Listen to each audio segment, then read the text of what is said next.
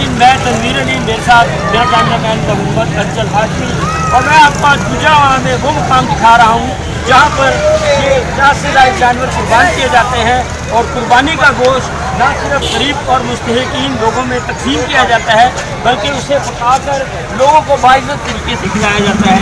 ये वो जगह है जहाँ से गोश्त बन बन कर बाहर जा रहा है और वहाँ पर दिलों में पकाकर गरीब और मुस्तकीन लोगों में तकसीम किया जा रहा है। मुझे मालकान ने अपना नाम ना जाहिर करने की बड़ी ख़ास पाबंदी की है, लेकिन मैंने पूरे गुजरावाला में ऐसा मुकाम और ऐसा निज़ाम कहीं नहीं देखा।